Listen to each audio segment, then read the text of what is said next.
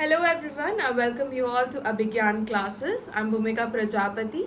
सो हमारा आज का जो टॉपिक है वो है मौर्यन एम्पायर पर। ये पार्ट सेकंड है। इस लेक्चर में हम लोग अशोका द ग्रेट के बारे में पढ़ेंगे। प्रीवियस लेक्चर में हम लोग मौर्यन एम्पायर के जो फाउंडर थे दैट इज चंद्रगुप्त मौर्य और उनका जो बेटा था दैट इज बिंदुसार, इन दोनों के बारे में डिस्कस करा था। आज का लेक्चर प्योरली डेडिकेटेड रहेगा अशोका के ऊपर। इनके जो भी कॉन्ट्रीब्यूशंस रहे हैं, इन्होंने जो भी काम करा है, इनसे रिलेटेड सारी इंफॉर्मेशन इंट्रोडक्शन से लेके इनके जो एडिक्ट्स है that is rock edict, pillar addict, उन सभी से हमें क्या क्या इन्फॉर्मेशन देखने को मिलती है, उन सभी चीजों को आज के लेक्चर में हम लोग डिस्कस करेंगे। Clear? So without waste any time आज का लेक्चर हम लोग स्टार्ट करते हैं। तो सबसे पहले हम क्विकली एक इंट्रोडक्शन ले लेते हैं इनके बारे में कि अशोका जो है he became emperor of Mauryan empire.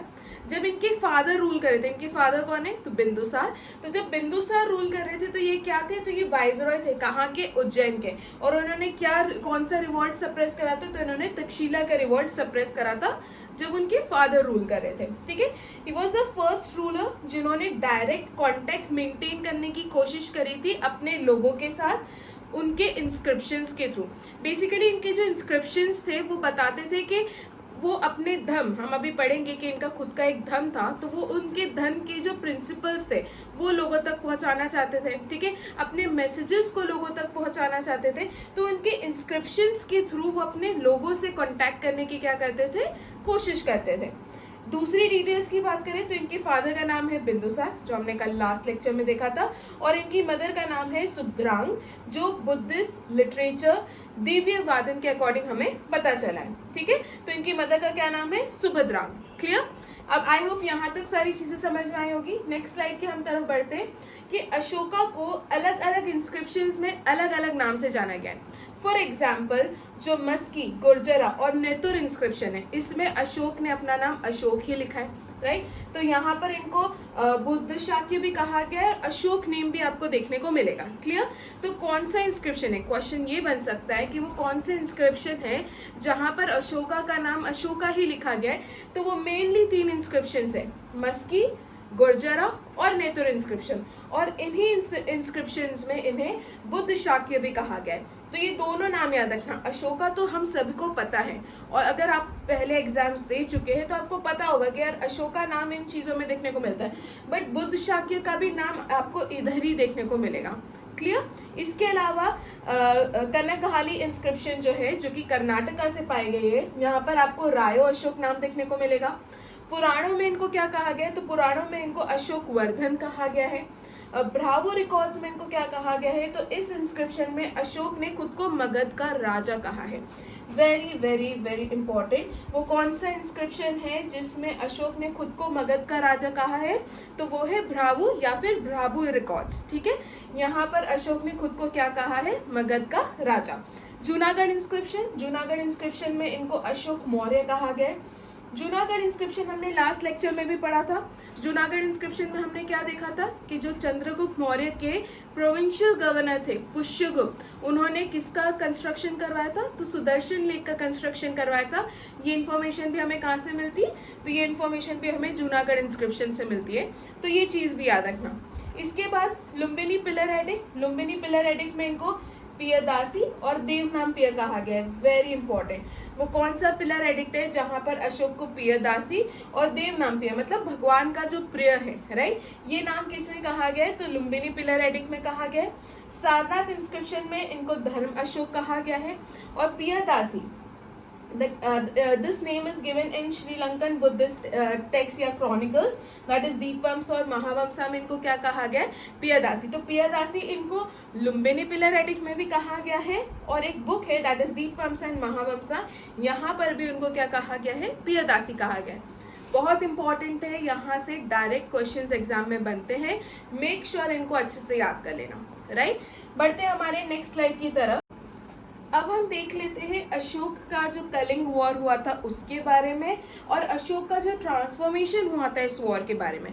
The thing is कि अशोक के पहले कलिंग को कॉन्कर करने की कोशिश सबसे पहले चंद्रगुप्त मौर्य ने करी थी, बट चंद्रगुप्त मौर्य फेल हो जाते, वो कलिंग कॉन्कर नहीं कर पाते। तो यहाँ पे अशोक को लगता है कि जो उनके ग्रैंडफादर नहीं कर पाए वो चीज करना चाहते हैं। एंड ऑल्सो अगर कलिंग एक बार एनेक्स हो जाता तो पूरी पॉलिटिकल यूनिटी पहली बार भारत में देखने को मिलती, राइट। तो उस पर्सपेक्टिव से भी कलिंग का कॉन्कर करना बहुत इंपॉर्टेंट था। तो जो कलिंग का वॉर हुआ था, यहाँ पर बेसिकली बहुत ज्यादा ब्लड शेड हुआ था, बहुत ज्यादा खून खराबा हुआ था। बट यही चीज बाद में जब अशोक ने रियलाइज करी कि उन्होंने इतने लोगों को मार डाला है, ठीक है, सिर्फ एक छोटी सी टेरिटरी को कॉन्कर करने के लिए, तो वहां पर वो थोड़े गिल्ट में चले गए। उनको लगा कि ये उन्होंने बहुत गलत करा है। तो उसके बाद उन्होंने बुद्धिज्म को एम्ब्रेस करना शुरू करा था, सो दैट उन्होंने पास्ट में जो भी क्राइम्स करे वो थोड़े से रिड्यूस हो जाए। और उन्होंने अपना तरीका भी चेंज कर दिया। पहले जो है वो चीजों को या टेरिटरी को कॉन्कर करना चाहते थे थ्रू वॉरफेयर। बाद में उन्होंने इस वॉरफेयर कॉन्केस्ट को चेंज करके क्या कर दिया, कल्चरल कॉन्केस्ट कर दिया, कि अब वो अपने रिलीजन के थ्रू थोड़ा पीसफुल वे में टेरिटरीज को या लोगों को जो है अपनी तरफ लाना चाहेंगे, राइट। तो ये चीजों को हम आगे पढ़ेंगे। अभी हम देखते हैं कि जब अशोक का जो कोरोनेशन हो गया था उसके 8 साल बाद अशोक का कलिंग वॉर हुआ था।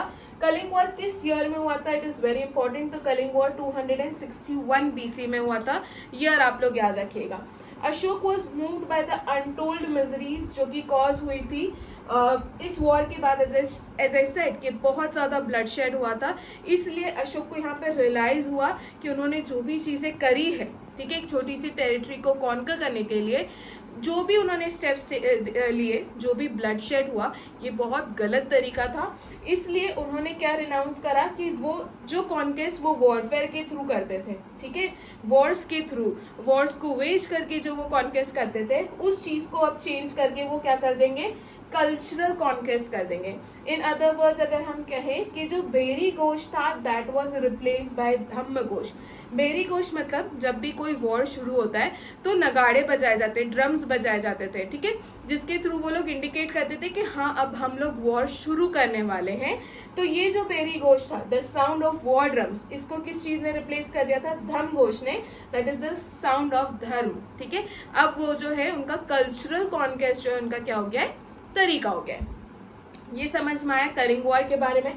कब लड़ा गया था, तो 261 BC, ईयर बहुत इंपॉर्टेंट है। आप लोगों के लिए अब एक क्वेश्चन है, आप लोग कमेंट सेक्शन में मुझे बताएंगे कि अशोक का कोरोनेशन किस ईयर में हुआ था, राइट। तो इसका आंसर आप लोग बताएंगे मुझे कमेंट सेक्शन में। अब हम देख लेते हैं बुद्धिस्ट काउंसिल और मिशनरीज के बारे में। हमें पता है कि मोगलीपुत्तिटिस, हमने जब बुद्धिज्म पढ़ा था वहां पर हमने पढ़ा था कि जो 3rd बुद्धिस्ट काउंसिल थी वो अशोक ने करवाई थी, और उसको प्रिसाइड कौन कर रहा था, मोगलीपुत्तिटिस कर रहे थे। कहाँ पर हुआ था, तो ये पाटलिपुत्र में हुआ था। किस साल में हुआ था, तो 250 BC में हुआ था। क्यों इंपॉर्टेंट है, बिकॉज ये अशोक के टाइम पर हुआ था, राइट। उसके बाद उन्होंने मिशनरीज भेजी थी for propagation of Buddhism. Buddhism को प्रोपोगेट करने के लिए उन्होंने श्रीलंका हो गया, साउथ इंडियन स्टेट्स हो गया, बर्मा हो गया, सेंट्रल एशिया हो गया, यहाँ पर उन्होंने अपनी सारी मिशनरीज जो है भेजी थी, सो दैट वो क्या कर सके, बुद्धिज्म को आगे प्रोपोगेट कर सके। उन्होंने अपना एम्बेसडर भी भेजा था of peace to Greek kingdoms and Greece. तो उन्होंने ग्रीक किंगडम्स और ग्रीस में भी अपने क्या भेजे थे, एम्बेसडर्स भेजे थे। मेन मकसद सिर्फ ये था कि वो बुद्धिज्म को प्रोपोगेट करना चाहते थे। क्लियर। बढ़ते हैं हमारी नेक्स्ट स्लाइड की तरफ।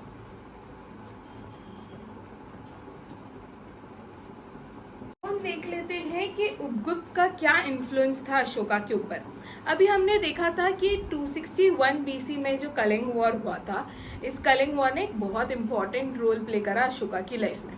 कैसे इंपॉर्टेंट रोल प्ले करा, तो अशोका जिसने कलिंग वॉर में बहुत ज़्यादा ब्लडशेड देख लिया था, उन्होंने डिसाइड कर लिया था कि अब से वो कल्चरल कॉन्केस्ट करेंगे, ना कि वॉरफेयर के थ्रू कॉन्केस्ट करेंगे, राइट। अब यहाँ पर इतना ब्लडशेड देखने के बाद अशोका ने बुद्धिज्म एम्ब्रेस करा था।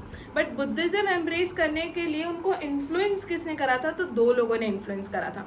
पहला इन्फ्लुएंस जो था वो था उपगुप्त का, ठीक है। Ashoka was particularly influenced by famous Buddhist monk जिनका नाम है Upagupta. Due to his influence Ashoka he started embracing Buddhism. इसके बाद उपगुप्त को स्पिरिचुअल टीचर भी कहा जाता है, ठीक है। तो क्वेश्चन यहाँ से भी बनता है कि अशोका के स्पिरिचुअल गुरु या स्पिरिचुअल टीचर कौन थे, तो वो उपगुप्त थे। उपगुप्त की अगर मैं बात करूँ तो गौतम बुद्ध के जो अटेंडेंट थे आनंदा, हमने इनका नाम पढ़ा है हमारे बुद्धिज्म वाले लेक्चर में, आनंदा के ये डिसाइपल थे जिनका नाम था सनावसी, ठीक है। तो ये भी चीज आप लोग याद रखना। अब बुद्धिज्म में कन्वर्जन कैसे हुआ अशोका का, अगर हम उसकी बात करें तो Buddhist text that is Mahavamsa and Dipavamsa के अकॉर्डिंग अशोक को बुद्धिज्म में कन्वर्ट करा था उनके नेफ्यू ने, जो सिर्फ 7 साल के थे, जिनका नाम है निग्रोध। तो ये एक 7 साल के छोटे से बुद्धिस्ट मॉन्क थे जिनका नाम है निग्रोध। इन्होंने अशोका को किस में कन्वर्ट करवाया था, बुद्धिज्म में कन्वर्ट कराया था। ये चीज आप लोग याद रखना। क्लियर? आई होप यहाँ तक सारी चीजें आप लोगों को समझ आई होगी एंड कोई डाउट नहीं होगा। आगे बढ़ते हैं हमारे नेक्स्ट स्लाइड की तरफ। यहाँ पर हम धम्म के बारे में देख लेते हैं। धम्म बेसिकली जिसे हम संस्कृत में धर्म कहते हैं, उसी को अशोका ने धम्म कहा था। तो धम्म कौन सा वर्ड है, तो धम्म एक प्राकृत वर्ड है, ठीक है। इसका मतलब बिल्कुल वही है जो हमारे धर्म का मतलब होता है संस्कृत में, राइट।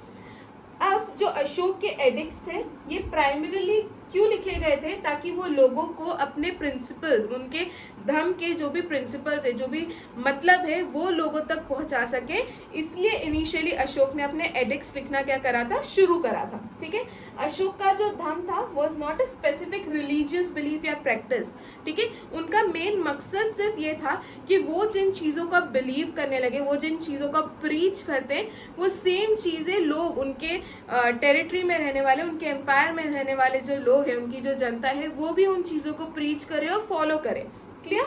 प्रोपोगेटर्स ऑफ बुद्धिज्म जो कि अशोक ने भेजे थे, इसमें से मजांतिक याद रखना, जिसको उन्होंने कश्मीर और कांधार वाले रीजन में भेजा था। रक्षित नाम याद रखना, नदन बॉर्डरलैंड। महेंद्र और संघमित्रा जो कि उनके बच्चे थे, उनको उन्होंने कहाँ भेजा था, श्रीलंका भेजा था। तो एटलीस्ट इतनी चीजें आप लोग याद रखना, आपके एग्जाम पॉइंट ऑफ व्यू से क्या है, इंपॉर्टेंट है। आगे बढ़ते हैं हमारे नेक्स्ट स्लाइड की तरफ, कन्वर्जन टू बुद्धिज्म। अभी हम ये चीज समझ चुके, एक बार देख लेते हैं। कलिंग वॉर हुआ था 261 BC में। It was personally जो कलिंग वॉर था, that was personally led by Ashok and he was able to vanquish the Kalingas, ठीक है। होल सिटीज वर डिस्ट्रॉयड, पूरी सिटीज डिस्ट्रॉय हो गई थी and hundreds and thousands of लोगों की यहाँ पर क्या हो गई थी, इस वॉर में मृत्यु हो गई थी।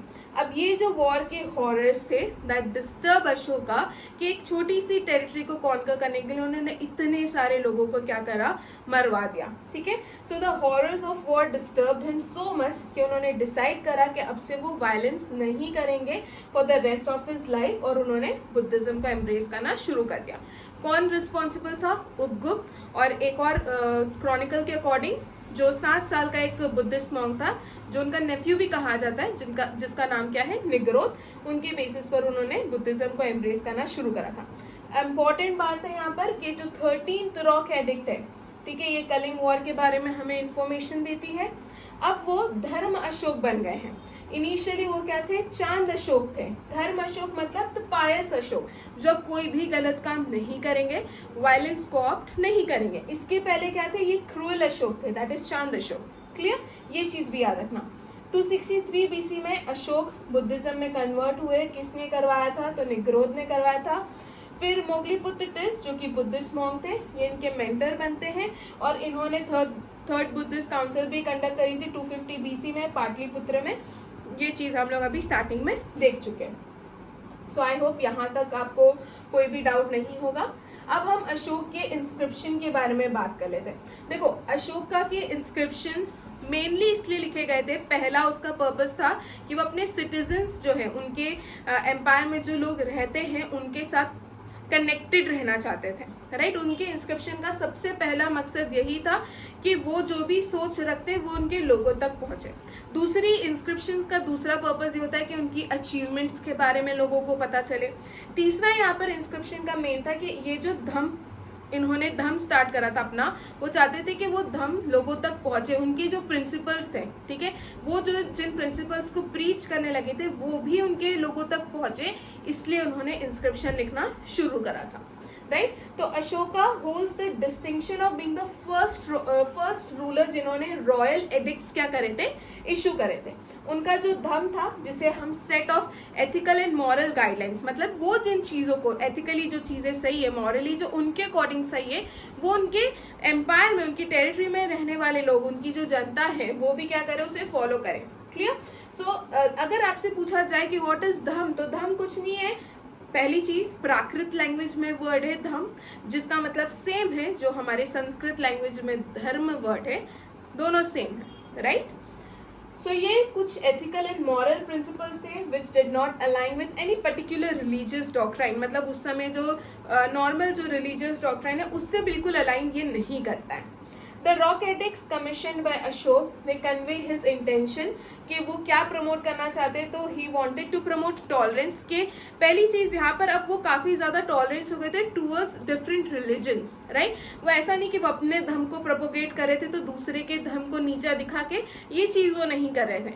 he was religiously tolerant towards जितने भी है, he was religiously tolerant and he respected all other religious sects.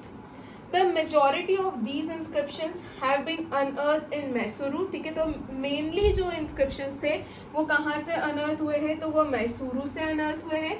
जो पहला अशोकन एडिक्ट था, इसको किसने डिस्कवर करा था, तो पादरे टिफिनथालर ने डिस्कवर करा था। और इसे डिसिफर करने का काम किसने करा है, तो जेम्स प्रिंसिप ने करा है 1837 में। दिल्ली मेरिट पिलर जो है जिसे फिरोज शाह तुगलक लेकर आए थे, उस पिलर को उन्होंने सबसे पहली बार डेसिफर करा था 1837 में। Compose primarily in Brahmi script, तो ये ब्राह्मी स्क्रिप्ट और प्राकृत लैंग्वेज में क्या थे, कंपोज थे। इनके जितने भी इंस्क्रिप्शन थे वो ब्राह्मी स्क्रिप्ट में थे और प्राकृत लैंग्वेज में उनको क्या किया गया था, कंपोज किया गया था।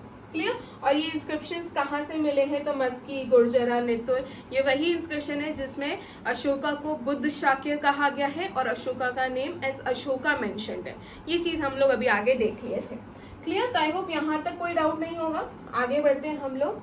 अब हम देख लेते हैं देवनाम पियदासी, राइट। अब ये देवनाम पियदासी जो है, देवनाम पिय मतलब कि जो भगवान को काफी ज्यादा प्रिय है। इनिशियली क्या हुआ था, यहाँ पर जेम्स प्रिंसिप के अकॉर्डिंग ये जो देवनाम पियदासी है ये श्रीलंका का कोई रूलर था, बट बाद में, जो कि गलत उन्होंने डिकोड करी थी ये बात, बाद में पता चला कि देवनाम पियदासी किसका नाम है, तो अशोका के लिए नाम यूज किया गया है इंस्क्रिप्शन में, तो ये उसके बारे में बताया गया है। ठीक है। देवनाम पिया मैंने बता दिया जो भगवान का फेवरेट है। ठीक है। ये एक पाली में होनोरिफिक एपिथेट है जिसे अशोका ने खुद के लिए यूज करा था इंस्क्रिप्शंस में। इनिशियली जेम्स प्रिंसिप ने इनकरेक्टली ये आइडेंटिफाई किया कि ये जो देवनाम पिया नाम है ये सिलोन के, दैट इज श्रीलंका के किसी राजा ने, किसी रूलर ने अपने लिए यूज किया या उनके लिए यूज किया गया वर्ड है। बट बाद में जॉर्ज टेनोर ने 1837 में ये डिसिफर किया कि ये डिकोड किया कि ये किसी श्रीलंकन रूलर के लिए नहीं है, अशोका ने खुद के लिए ये नाम इंस्क्रिप्शंस में लिखा था। इन कंदनहाली relief sculpture inscription Ranyu Ashok is mentioned alongside the stone portrait of Ashok, ये हमने आगे देखा था। क्लियर। सो आई होप यहाँ पे कोई डाउट नहीं होगा, ये चीज हम पहले पढ़ चुके थे, ये सिर्फ बता रही हूँ कि क्या चीज हुई थी। ठीक है। इनिशियली ये कंसिडर किया गया था, जेम्स प्रिंसिप ने ये आइडेंटिफाई किया था कि ये नाम देवनाम पियदासी ये नाम किसके लिए यूज किया गया था, तो एक सिलोन के श्रीलंकन रूलर के लिए था। But later it was clear कि नहीं, अशोक ने ये नाम अपने लिए ही अपने इंस्क्रिप्शंस में क्या करा था, यूज करा था। अब हम बात कर लेते हैं अशोक के एडिक्ट्स के बारे में। ठीक है। अशोक के एडिक्ट्स में हमें major rock edicts, minor rock edicts, pillar edicts, minor pillar edicts और जो इनके इंस्क्रिप्शंस है जहां से इनकी इंफॉर्मेशन मिलती है वो सारी चीजें हम लोग देखेंगे। अब ये क्या होता है, एडिक्ट्स क्या होते हैं बेसिकली। अगर मैं बात करूं, अगर रॉक एडिक्ट है तो एक बड़ा सा रॉक होगा, उस रॉक से इंफॉर्मेशन हमें मिली है कि अशोका ने अपने टाइम पर क्या क्या करा था। इन केस अगर मैं रॉक एडिक्ट्स की बात करूं तो टोटल 14 रॉक एडिक्ट्स है। ये इन्फॉर्मेशन हमें देते, जैसे कि रॉक एडिक्ट 13 हमने देखा, ये क्या बताता है कि कलिंग वॉर हुआ था 261 बीसी में, तो ये इन्फॉर्मेशन हमें कहाँ से मिली है, रॉक एडिक्ट से मिली है। रॉक एडिक्ट 1 हमें क्या बताता है कि अशोका ने अपने रीन में एनिमल्स के स्लॉटरिंग को क्या कर रखा था, बैन कर रखा था। ठीक है। तो ये इंफॉर्मेशन अशोका से रिलेटेड जितनी भी इंफॉर्मेशन हमने फ्रेम करी है वो हमें इनके इंस्क्रिप्शन से, इनके रॉक एडिक्ट से, पिलर एडिक्ट से हमें मिली है। पिलर एडिक्ट्स क्या है, तो जो चीजें उन्होंने स्टोन पे लिखी थी उसकी जगह जो उन्होंने पिलर्स पे लिख दी वो पिलर एडिक्ट हो गए, ठीक है। तो यहाँ से हमें क्या क्या इन्फॉर्मेशन मिली है उसके बारे में हम लोग डिस्कस करेंगे। सो अशोकन एडिक्ट्स के बारे में बात करें तो Ashoka he pioneered the issuance of edicts in ancient India. तो एंशिएंट इंडिया में he pioneered this thing, right. Also he is considered as the first ruler जिन्होंने एडिक्ट्स पे लिखना शुरू करा था। with these inscriptions appearing either on stone pillars या rock, जो मैंने अभी आप लोगों को बताया। मोस्ट ऑफ दीज एडिक्ट्स ये प्राकृत लैंग्वेज में आपको देखने को मिलेंगे और पाली लैंग्वेजेस में भी बहुत सारे हैं। और स्क्रिप्ट कौन सी है, तो ब्राह्मी स्क्रिप्ट है। इसके अलावा कुछ ग्रीक, खरोष्टी और अरामाइक स्क्रिप्ट्स में भी आपको देखने को मिलेंगे। The language depend on the location of the addict, मतलब एडिक्ट जहाँ पर पाया गया है उस लोकेशन के बेसिस पर जो है आपको लैंग्वेज देखने को मिलेगी। मेजर रॉक एडिक्ट्स की बात करूं तो टोटल 14 मेजर रॉक एडिक्ट्स थे। हम सारे 14 रॉक एडिक्ट्स देखेंगे, उसमें से मैं आप लोगों को इम्पोर्टेंट बताती चलूंगी। ये एडिक्ट्स उनके मॉरल और एथिकल डायरेक्टिव्स, जैसे कि मॉरल और एथिकल में फर्स्ट रॉक एडिक्ट की बात करूं जिसमें उन्होंने कहा है कि जानवरों को मारा नहीं जाएगा, ये चीज़ बैन है। तो ये उनके मॉरल और एथिकल डायरेक्टिव्स बताता है। एडमिनिस्ट्रेटिव इंस्ट्रक्शंस और social welfare measures, social welfare religious measures हो गए, जैसे कि वो धम्म महामंत्रास जो है वो कर रहे थे, वो धम्म यात्रास कर रहे थे ताकि वो बुद्धिज्म को प्रोपोगेट कर सके, ठीक है। फिर उनके जो भी एडमिनिस्ट्रेटिव इंस्ट्रक्शंस थे वो सारी चीजें हमें उनके मेजर रॉक एडिक्ट से देखने को मिलती है। माइनर रॉक एडिक्ट्स की बात करूं तो ये अशोक के पर्सनल डेडिकेशन के बारे में एम्फसाइज करता है to Buddhism and encourage adherence to dhamma. उसके बाद pillar edicts, these contain message of moral conduct, welfare measures and Ashoka's commitment to dhamma. Total कितने पिलर एडिक्ट्स हैं, तो 7 पिलर एडिक्ट्स हैं जो कि हमें टोपरा दिल्ली से मिले। टोपरा दिल्ली क्यों, तो ये पहले टोपरा में था, इसको दिल्ली लेकर आए थे फिरोज शाह तुगलक। सेम ये पहले मेरठ में था, इसको दिल्ली लेकर आए थे फिरोज शाह तुगलक। फिर कौशाम्बी से मिले हैं हमको इनके पिलर एडिक्ट्स, फिर रामपुरवा से मिले हैं, चंपारण से मिले हैं, मेहरौली से मिले, तो यहाँ से हमें इनके पिलर एडिक्ट्स मिले। आगे बात करें माइनर पिलर एडिक्ट्स की, so these focus on the spread of Buddhism and Ashoka's personal reflections. ये जो माइनर पिलर एडिक्ट्स हैं ये कहाँ से मिले, तो हमको सांची, सारनाथ, ब्रह्मदेई और निगाली सागर से इनके माइनर पिलर एडिक्ट्स मिले। क्लियर? सो आई होप यहाँ तक समझना होगा कि अशोक के एडिक्ट्स थे क्या, राइट? अब देखते हैं हम 14 मेजर रॉक एडिक्ट्स से हम लोग। सो मैं अगर इन 14 मेजर रॉक एडिक्ट्स के बारे में अगर आप लोगों को बताऊं तो ये जो रॉक एडिक्ट्स थे ये पहले टेंजिबल एविडेंस थे। टेंजिबल मतलब ऐसे एविडेंस जिसे हम टच कर सकते हैं, राइट, जिसे हम टच करके बता सकते हैं, तो ये टेंजिबल एविडेंस है। ऐसे मतलब रॉक्स हो गए, पिलर्स हो गए, टच कर सकते थे और पढ़ सकते थे कि भाई क्या लिखा है, क्या इन्फॉर्मेशन अशोका देना चाहते हैं। हम नहीं पढ़ सकते थे, जेम्स प्रिंसेप ने पहली बार पढ़ा था। ओके, सो ये जो रॉक एडिक्ट्स है ये पहले टेंजिबल एविडेंस है of how Buddhism spread under the patronage of the most powerful monarchs of Indian history. मतलब अशोका के अंडर बुद्धिज्म कैसे स्प्रेड हो रहा था, किस तरीके से वो उनके धम्म महामंत्रास भेज रहे थे ताकि वो बुद्धिज्म को और क्या कर सके, प्रोपोगेट कर सके। बुद्धिस्ट काउंसिल भी उन्होंने करी थी।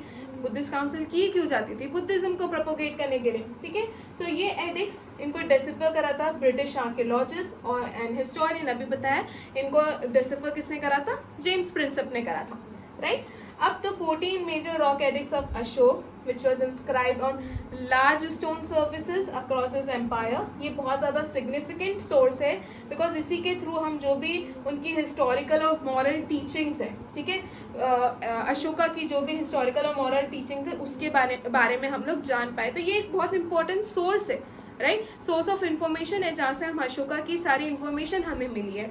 क्लियर? ये जो एडिक्ट्स है ये अशोका की डेडिकेशन को रिफ्लेक्ट करता है। डेडिकेशन किस चीज को लेके, तो उनके धर्म को लेकर, ठीक है। Following his conversion to Buddhism after Kalinga war, they provide insights into his policies. Ashoka की जो भी पॉलिसीज थी गवर्नेंस से रिलेटेड, वो सारी चीजों की इंसाइट हमें इन एडिक्ट से मिलती है, राइट। गवर्नेंस को लेकर, सोशल वेलफेयर, रिलीजियस सारी चीजों को लेकर हमें इंफॉर्मेशन जो है इन एडिक्ट से मिलती है। ये चीज यहाँ पे बताई गई है।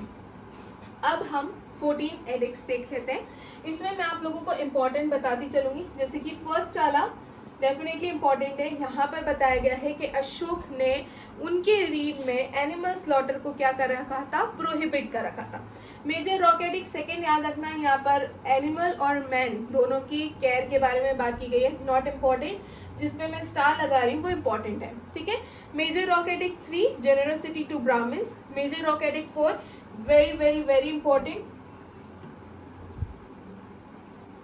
यहाँ पे बताया गया था कि धम घोष जो कि साउंड ऑफ धम है, ठीक है, ये रिप्लेस कर चुका था किसको, बैरी घोष को। तो पहले बैरी घोष हुआ करता था, that is sound of war, जो नगाड़े बजाए जाते थे वॉर शुरू करने से पहले, इट वाज रिप्लेस बाय धम घोष, ठीक है। दैट इज जो वॉरफेयर कॉन्क्वेस्ट था उसको किसने रिप्लेस कर दिया था, कल्चरल कॉन्क्वेस्ट ने। ये चीज याद रखना, ये वाला मेजर रॉक एडिक्ट इंपॉर्टेंट है। मेजर रॉक एडिक्ट 5 के बारे में बात करूं तो यहाँ पर धम्म महामंत्रास के बारे में बात की गई है, इंपॉर्टेंट है। आपसे ये पूछा जाएगा कि अशोक के कौन से मेजर रॉक एडिक्ट में धम्म महामंत्रास की बात की गई है, तो वो मेजर रॉक एडिक्ट 5 है। रॉक एडिक्ट 6 याद रखना, यहाँ पर किंग का जो डिजायर के बारे में बताया गया कि वो चाहते हैं कि उनके लोगों की कंडीशन जो है बेटर हो, not important. 5 is important, 1 is important, 4 is important. 7 की बात करें तो यहाँ पर उन्होंने कहा है कि वो दूसरे सभी रिलीजन्स को लेके काफी ज्यादा टॉलरेंट रहेंगे, इंपॉर्टेंट है, पूछा जा सकता है यहाँ से क्वेश्चन। क्लियर? तो क्या याद रखना है आपको, फर्स्ट जहाँ पर एनिमल स्लॉटर को प्रोहिबिट किया गया है, फिर आपको याद रखना है 4 जिसमें बैरी घोष और धम घोष की बात की गई है, फिर 5 याद रखना है जिसमें धम महामंत्रास की बात की गई है, और 7 याद रखना है इसमें अशोक के रिलीजियस टॉलरेंट होने के बारे में बताया गया है। क्लियर? यहाँ तक ये 7 आपको याद रखने इंपॉर्टेंट है, नॉट ऑल 7 जिसपे मैंने स्टार मार्क करा है, एटलीस्ट उनको तो आप लोगों को याद रखना ही है। आगे बढ़ते हैं, हम दूसरे देख लेते हैं कि इसमें से आपको क्या क्या याद रखना है। मैं 8 की बात करूं तो ये बहुत इंपॉर्टेंट हो जाता है। यहाँ पर अशोक के पहले विजिट के बारे में बात की गई, वो जब बौद्ध गया गए थे ना, उसके बारे में यहाँ पर बताया गया है। And the Bodhi tree, this was his first Dhamma journey, इसलिए काफी ज्यादा इंपॉर्टेंट हो जाता है। तो आपको 8 मेजर रॉक एडिक्ट भी याद रखना है। 9 देख लो, यहाँ पर उन्होंने जो भी पॉपुलर सेरेमनीज होती है उसे कंडेम किया है, नॉट दैट इम्पॉर्टेंट। 10 की बात करें तो disapproves of the individuals desire for fame and glory and stresses on dhamma, not important. Elaborate किया गया है धम के ऊपर, रॉक एडिक्ट 11। 12 में again tolerance for all religions and sect के बारे में बताया गया है। 13 इंपॉर्टेंट है, बस यहाँ पर याद रखना, यहाँ पर कलिंग वॉर के बारे में बताया, किस साल में हुआ था, तो 261 BC में हुआ था। क्लियर? और रॉक एडिक्ट 14 याद रखना, एनग्रेविंग ऑफ इंस्क्रिप्शंस, जो कि अलग अलग कंट्री के पार्ट्स में जो लगाए गए हैं उसकी इंफॉर्मेशन हमें यहाँ से मिलती है, राइट? तो आपको यहाँ पर क्या क्या देखना है एक बार हम लोग देख लेते हैं। मैंने आपको कौन कौन से याद करने को बोले, तो मैंने आपको 1 बोला है, मैंने आपको 4 बोला है, 5 बोला है, 7 भी बोला है, उसके बाद 8 बहुत इंपॉर्टेंट है, फिर डायरेक्टली जंप कर लेना मेजर रॉक एडिक्ट 13 के ऊपर। ये तो कम से कम आप लोगों को याद होनी चाहिए, राइट? आगे बढ़ते, ये हो गए हमारे मेजर रॉक एडिक्ट। अब हम हमारे माइनर रॉक एडिक्ट्स के बारे में देख लेते हैं। सो अशोक अपनी पॉलिसीज और जो भी मॉरल डायरेक्टिव्स थे, जो भी गाइडलाइंस थी ना, उसके लिए वो किसके थ्रू कम्युनिकेट करते थे, तो मेजर रॉक एडिक्ट के थ्रू कम्युनिकेट करते थे। अब यहाँ पर माइनर रॉक एडिक्ट का क्या था, वेट, यहाँ पर माइनर रॉक एडिक्ट का क्या रोल था उसके बारे में हम लोग देख लेते हैं। So to communicate his policies and moral directives, Ashok issued a series of edicts, ठीक है, जिन्हें रॉक्स पर और पिलर्स पे क्या किया गया था, इंस्क्राइब किया गया था across his vast empire। जो मेजर रॉक एडिक्ट थे, मेजर रॉक एडिक्ट ये क्या प्रोवाइड करते थे, उनकी गवर्नेंस से related, social welfare, religious welfare से रिलेटेड जो भी इंफॉर्मेशन थी वो हमें इनके मेजर रॉक एडिक्ट से देखने को मिलती थी। वहीं पर दूसरे हाथ पर अगर मैं माइनर रॉक एडिक्ट्स की बात करूं तो ये एडिशनल इनसाइट्स देते थे कि वो किस तरीके से एफर्ट्स डाल रहे हैं so that he can instil ethical conducts and promote welfare at a more localised level. देखो, अगर मैं इनके मेजर रॉक एडिक्ट की बात करूं तो मेजर रॉक एडिक्ट के थ्रू सिर्फ इंफॉर्मेशन देने की वो कोशिश कर रहे थे कि वो गवर्नेंस के लिए, वेलफेयर के लिए क्या क्या स्टेप्स ले रहे हैं। माइनर रॉक एडिक्स की अगर मैं बात करूं तो माइनर और एडिक्स इनका एक एडिशनल एफर्ट था जिसके थ्रू वो लोगों में इंस्टिल करना चाहते थे कि आप इन जो भी इनकी जो गाइडलाइंस है, जो भी एथिकल्स एंड मॉरल प्रिंसिपल्स ये फॉलो कर रहे हैं वो इनके लोग भी फॉलो करें। क्लियर? तो ये डिफरेंस था मेजर रॉक एडिक्ट और माइनर रॉक एडिक्ट के अंदर। These addicts found in the diverse location, तो ये आपको अफगानिस्तान से लेके सदर्न इंडिया तक देखने को मिलेंगे। ये क्या हाईलाइट कर रहा है कि how dedicated Ashoka was to spread his message of non violence, respect and compassion. Right? अब ये जो इंस्क्रिप्शंस है, ये these inscriptions are found in smaller and less prominent location. They often convey message similar to the major rock addicts but in more condense form. मतलब major rock addict जैसे ही है but यहाँ पर थोड़े से कंडेंस फॉर्म में आपको information देखने को मिलती है। सो अब देख लेते हैं हम क्या है माइनर रॉक एडिक्ट्स, क्या इन्फॉर्मेशन हमें दे रही है। तो अशोका का नाम एज अशोका हमने देख लिया था, मस्की हो गया, गुजरा हो गया, नेतुर इंस्क्रिप्शन जो है यहाँ पर देखने को मिलता है। ठीक है, अब यहाँ पर जो भी आपको माइनर रॉक एडिक्ट्स देखने को मिल रहे हैं इनसे मेनली क्वेश्चंस ये बनते हैं। एक तो जैसे कि ये हो गया कि मस्की हो गया, गुजारा इंस्क्रिप्शन हो गया, नेतुर इंस्क्रिप्शन हो गया, यहाँ पर अशोक का नाम अशोक ही लिखा गया है और बुद्ध शाक्य भी लिखा गया है, ये चीज हमने देख ली। दूसरा आपसे ये पूछा जाएगा जैसे कि रूपनाथ इंस्क्रिप्शन है, इसकी लोकेशन क्या है। सो माइनर रॉक एडिक्ट्स से मेनली ये क्वेश्चंस बनते हैं, ये रॉक एडिक्ट्स कहाँ पर लोकेटेड है, इनकी लोकेशन से क्वेश्चन बनते हैं। ओके, सो जैसे कि रूपनाथ इंस्क्रिप्शन कहाँ पर है, तो ये जबलपुर डिस्ट्रिक्ट में है मध्य प्रदेश के। ये गुजरात नहीं है, ये गुर्जरा इंस्क्रिप्शन है। अगेन ये मध्य प्रदेश के दतिया डिस्ट्रिक्ट में आपको देखने को मिलेगा और यहाँ पर अशोक का नाम अशोका ही लिखा गया है, ये चीज हमने देख ली है। फिर सहसरारा इंस्क्रिप्शन, इसकी बात करें तो ये सासाराम डिस्ट्रिक्ट बिहार में आपको देखने को मिलेगा। तो दिस इज इम्पोर्टेंट लोकेशंस। ठीक है, क्या रूपनाथ, जबलपुर, गुर्जरा, दतिया मध्य प्रदेश, जबलपुर मध्य प्रदेश, ये वाला कहाँ पर देखने को मिलेगा, तो ये बिहार में देखने को मिलेगा। आगे देख लो भाबरू इंस्क्रिप्शन। तो भाबरू इंस्क्रिप्शन इंपॉर्टेंट है, इसको थोड़ा देखते चलना। ये जो इंस्क्रिप्शन है ये हमें कहाँ से मिला है, तो ये राजस्थान के जयपुर डिस्ट्रिक्ट से मिला है।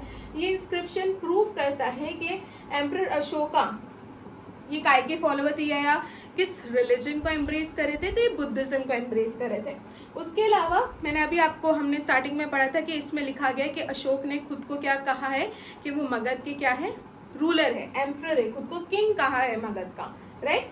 इसके बाद मस्की इंस्क्रिप्शन देख लेना, इसको किससे डिस्कवर करा था, 1915 में बाइडेन ने डिस्कवर करा था। इसमें अशोक का नाम अशोका ही आपको देखने को मिलेगा और ये रायचूर डिस्ट्रिक्ट आंध्र प्रदेश में जो है वहां पर लोकेटेड है। उसके बाद ब्रह्मगिरी इंस्क्रिप्शन, ये हमें कहाँ से मिला है, तो ये कर्नाटका से मिला है, इसकी सिर्फ लोकेशन आप लोग देखिएगा। ठीक है, भाबरू इंस्क्रिप्शन, मस्की इंस्क्रिप्शन और ब्रह्मगिरी इंस्क्रिप्शन, ये सभी इंपॉर्टेंट है, आप लोग याद रखना। अब आपको सिर्फ लोकेशंस देखनी है, जैसे कि Siddapur inscription Karnataka, Chatim Rameshwaram inscription Karnataka, Erragudi inscription ये आंध्र प्रदेश की कुर्नूल डिस्ट्रिक्ट में देखने को मिलेगा, गवीमठ इंस्क्रिप्शन कर्नाटका, पालकी कुंडू इंस्क्रिप्शन कर्नाटका, राजुल मंदगिरी इंस्क्रिप्शन ये आंध्र प्रदेश में आपको देखने को मिलेगा। अरोरा इंस्क्रिप्शन इंपॉर्टेंट है, इससे क्वेश्चन बन चुका है, ये मिर्जापुर डिस्ट्रिक्ट उत्तर प्रदेश में आपको देखने को मिलेगा। फिर सारो मारो इंस्क्रिप्शन ये मध्य प्रदेश का शहडोल डिस्ट्रिक्ट में आपको देखने को मिलेगा। नेतुर इंस्क्रिप्शन कर्नाटका हो गया, उड़ेगोलम इंस्क्रिप्शन कर्नाटका हो गया, पगारिया इंस्क्रिप्शन मध्य प्रदेश और सन्नति इंस्क्रिप्शन कर्नाटका। सिर्फ लोकेशन याद रखिएगा, इंपॉर्टेंट है। ठीक है, इसी के साथ मैंने एक मैप भी डाल दिया है, आपको यहाँ पर देखने को मिलेगा, जैसे कि गुजरा इंस्क्रिप्शन हो गया, रूपनाथ हो गया, सारू मारू हो गया, ये सब मध्य प्रदेश के इंस्क्रिप्शंस है। ठीक है भाई, यहाँ पर मस्की हो गया, गवीमठ हो गया। ठीक है, तो ये एक बार आप लोग मैप देख लीजिएगा, ये माइनर रॉक एडिक्ट्स के बारे में उनकी लोकेशंस आपको मेनली बता रहे हैं। क्लियर? सो आई होप यहाँ तक आपको सब समझ में आया होगा एंड कोई डाउट नहीं होगा। ओके, अब हम देख लेते हैं मेजर पिलर एडिक्ट्स के बारे में। तो अगर मैं पिलर एडिक्ट्स की बात करूं तो it comprise a collection of 7 addicts. ठीक है, द पिलर एडिक्ट्स ये अलग अलग साइट्स हमें मिले थे, जैसे कि दिल्ली टोपरा, तो इसको टोपरा से दिल्ली कौन लेकर आया था, फिरोज शाह तुगलक लेकर आए थे। फिर दिल्ली मेरठ, तो इसको मेरठ से दिल्ली कौन लेकर आया था, फिरोज शाह तुगलक। रामपुरवा, लौरिया अरेराज, लौरिया नंदनगढ़ और इलाहाबाद कौसाम्बी, ये 7 लोकेशंस है, बहुत इंपॉर्टेंट है। ये 7 पिलर एडिक्ट्स आपको याद रखने, इनकी लोकेशंस आपको याद रखनी है। दो पिलर्स जो है ओरिजिनली टोपरा और मेरठ में मिले थे, इनको रीलोकेट करा था दिल्ली में। कौन रीलोकेट करा था? तो फिरोज शाह तुगलक ने करा था। फिर अशोकन पिलर के बारे में याद रखना, जो कि इलाहाबाद में मिला था। इसमें भी आपको दो इंस्क्रिप्शंस देखने को मिलेंगे, एक तो अशोक का हमको देखने को मिल ही रहा है, दूसरा समुद्रगुप्त का मिल रहा है, जो कि समुद्रगुप्त की प्रयाग प्रशिष्टि इसको कहा जाता है, या समुद्रगुप्त का इलाहाबाद इंस्क्रिप्शन से फेमस है। इसे हरिसेन ने कंपोज करा था, जिसमें समुद्रगुप्त की विक्ट्रीज आपको देखने को मिलेगी। आगे वाले लेक्चर में जब हम गुप्ता डायनेस्टी पढ़ेंगे उसमें हम इन चीजों को देखेंगे। तो यहाँ पर दो चीजें आपको, दो रूलर्स के बारे में, समुद्रगुप्त और अशोक दोनों के बारे में इंफॉर्मेशन देखने को मिलती है। उसके बाद पिलर एडिक्ट 7 जो है, it stands as a final proclamation, जिसे किसने इशू करा था? अशोक ने इशू करा था। आगे बढ़ते, ये हमारे पिलर एडिक्ट्स है, और इन पिलर एडिक्ट से आपको क्या क्या चीजें याद रखनी है उसे वन बाय वन देख लेते हैं। तो सबसे पहला हमारा जो पिलर एडिक्ट 1 है, इसमें अशोका के प्रिंसिपल्स है कि किस तरीके से वो लोगों को क्या करना चाहते हैं, प्रोटेक्ट करना चाहते हैं, इसके बारे में बताया गया है। पिलर एडिक्ट 2 में उनके धर्म के बारे में बताया गया है। पिलर एडिक्ट 3 में avoiding practices of harshness, cruelty, anger और प्राइड। पिलर एडिक्ट 4 में रिस्पॉन्सिबिलिटीज ऑफ राजूका, जो गवर्नर ऑफिशियल्स होते हैं उनके बारे में, उनकी रिस्पॉन्सिबिलिटीज के बारे में देखने को मिल रहा है।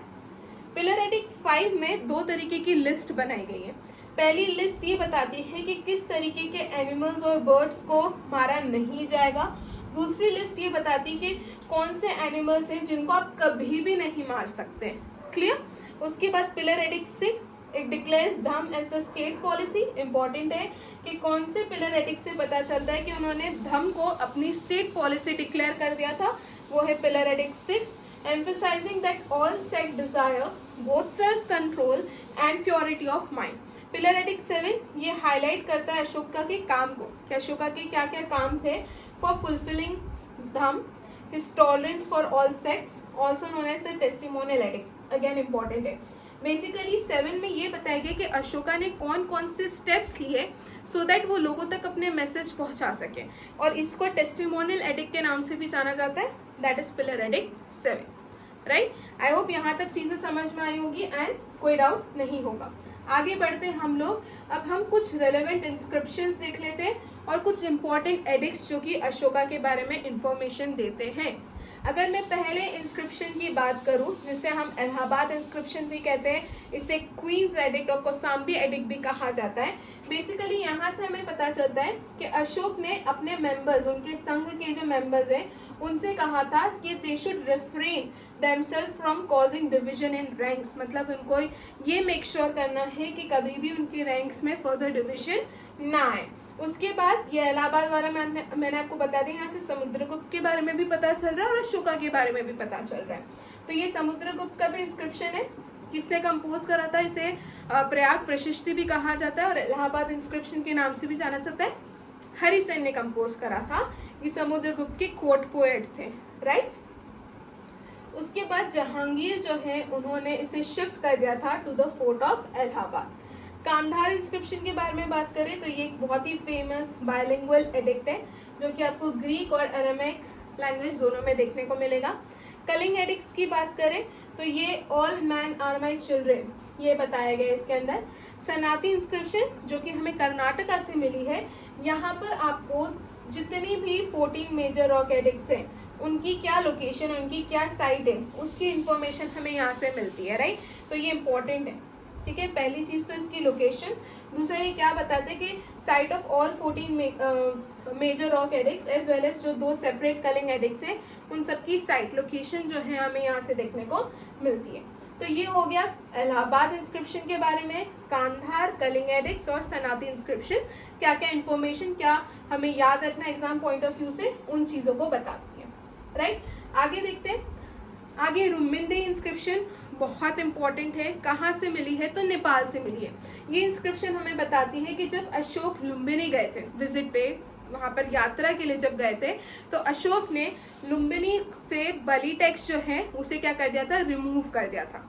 राइट? तो ये इंफॉर्मेशन हमें कहाँ से मिलती, रुमिंदे इंस्क्रिप्शन से। याद रखना, यहाँ पे इंपॉर्टेंट बातें देख लो। It mentions the village of Lumbini, जो कि गौतम बुद्ध की बर्थ प्लेस कंसिडर किया जाता है, इस लुम्बिनी को एग्जेम्प्ट कर दिया था, दैट इज रिमूव कर दिया था फ्रॉम द बलि टैक्स। और इन लोगों को जो भाग टैक्स दिया जाता था उसका सिर्फ 1/8 जो है क्या करना था, पे करना था। उसके बाद गिरनार रॉक इंस्क्रिप्शन, ये इंपॉर्टेंट है, ओके। लोकेशन भी याद रखना कि रुम्मिन देई इंस्क्रिप्शन मिली कहाँ से है, तो नेपाल में लोकेटेड है। और क्या करा था, तो लुम्बिनी के बारे में बताया जाता है कि इनको एग्जेम्प्ट कर दिया था फ्रॉम द मली टैक्स, ठीक है। और दूसरा, इनको भाग टैक्स का सिर्फ 1/8 क्या करना था, पे करना था। इसके बाद गिरनार रॉक इंस्क्रिप्शन जो कि रुद्रदामन की है यहाँ पर, ठीक है। ये गिरनार रॉक इंस्क्रिप्शन और जूनागढ़ रॉक इंस्क्रिप्शन सेम है। यहाँ पर सुदर्शन लेक के बारे में बताया गया है कि चंद्रगुप्त मौर्य के जो गवर्नर थे, प्रोविंशियल गवर्नर थे, जिनका क्या नाम था, पुष्यगुप्त। पुष्यगुप्त ने सुदर्शन लेक का निर्माण करा था, उसकी इंफॉर्मेशन हमें यहाँ से मिलती है। फिर minor rock addict 1 indicates that Ashok he turn towards Buddhism gradually after 2.5 years of his power, या जब वो पावर में थे उसके। मेजर रॉक एडिक्ट 3 देख लेना, यहाँ पर अशोक अपने संघ को ग्रीट करते हैं and प्रोफेसेस his deep faith in Buddhism, तो वो उनके बुद्धिज्म और धम्म और वो उनके मैसेजेस को बेसिकली प्रमोट करते संघ के लोगों में भी। फिर inscription at Shahbazgarhi and Mansehra, ये याद रखना, ये खरोष्टी स्क्रिप्ट में लिखी गई है। बस इतनी चीज आप लोग देख लीजिएगा, क्लियर। सो आई होप यहाँ तक आपको समझ में आया होगा। इसमें रुम्मिन देई inscription and Girnar rock inscription के बारे में ऑलरेडी डिस्कस कर चुके हैं, ये बहुत इंपॉर्टेंट है, ठीक है। एग्जाम पॉइंट ऑफ व्यू से बहुत ज्यादा इंपॉर्टेंट है, तो मेक श्योर आप इसे ना भूलें। चलिए, इसी के साथ खत्म होना है हमारा आज का लेक्चर। आई होप आपको यहाँ तक सारी चीजें समझ में आई होगी एंड कोई डाउट नहीं होगा। अब हम हमारे प्रैक्टिस क्वेश्चन देख लेते हैं। तो हमारा जो फर्स्ट प्रैक्टिस क्वेश्चन है वो है which of the following is a key feature of Ashoka's major rock edict. इसमें से कौन सा की फीचर है अशोका के मेजर रॉक एडिक्ट्स का। Next question, the inscription of Ashoka that were written in Greek and Aramaic were found in which modern day country, तो ये कहाँ से पाए गए हैं वो आप लोगों को बताना है। Next question, Ashoka's edict that emphasises the importance of appointing officials to promote dhamma is known as, ये कौन से आपको एडिक्ट में ये इन्फॉर्मेशन आपको देखने को मिलती है, इसका आंसर आपको कमेंट सेक्शन में बताना है। Ashoka's minor rock edict at Lumbini is significant for which of the following reasons. Ashoka के जो लुम्बिनी में माइनर रॉक एडिक्ट है वो क्यों सिग्निफिकेंट है, क्यों इंपॉर्टेंट है, उसका क्या रीजन है, ये आप लोगों को बताना है। इसी के साथ हमारा लेक्चर खत्म होता है। I know question first is missing, but ठीक है, अभी आप इन 4 क्वेश्चंस का आंसर कमेंट सेक्शन में दीजिएगा। आई होप यहाँ तक सारी चीज़ें समझ में आई होगी, कोई डाउट नहीं होगा। हमारा आज का लेक्चर खत्म करते हैं। थैंक यू सो मच, मिलते हैं नेक्स्ट लेक्चर में।